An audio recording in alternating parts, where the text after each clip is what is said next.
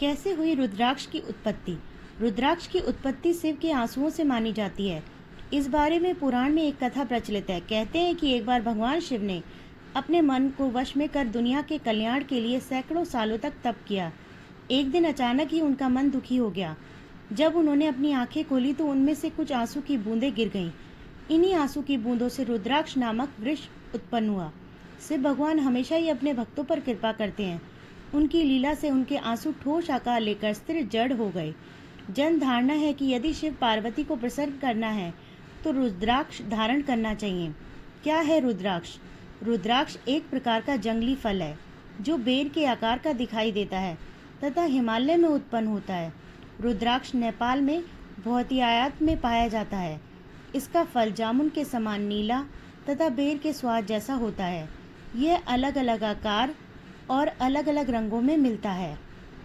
जब रुद्राक्ष का फल सूख जाता है तो उसके ऊपर का छिलका उतार लेते हैं। इसके अंदर से गुठली प्राप्त होती है। यही असल रूप में रुद्राक्ष है और इस गुठली के ऊपर 1 से 14 तक धारियां बनी रहती हैं। इन्हें ही मुख कहा जाता है। रुद्राक्ष की श्रेणी। रुद्राक्ष को आकार के हिसाब से 3 भागों में बांटा गया है। उत्तम श्रेणी जो रुद्राक्ष आकार में आंवले के फल के बराबर हो, वह सबसे उत्तम माना गया है। मध्यम श्रेणी जिस रुद्राक्ष का आकार बेर के फल के समान हो, वह मध्यम श्रेणी में आता है। निम्न श्रेणी चने के बराबर आकार वाले रुद्राक्ष को निम्न श्रेणी में गिना जाता है।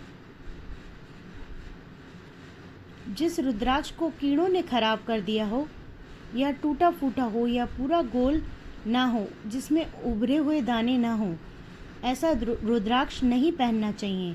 वही जिस रुद्राक्ष में अपने आप डोरा पिरोने के लिए छेद हो गया हो, वह सबसे उत्तम माना जाता है।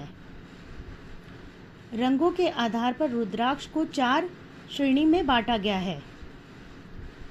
सफ़ेद रंग का रुद्राक्ष ब्राह्मण वर्ग का, लाल रंग का क्षत्रिय मिश्रित वर्ण का, वैश्य तथा श्याम रंग का शूद्र कहलाता है।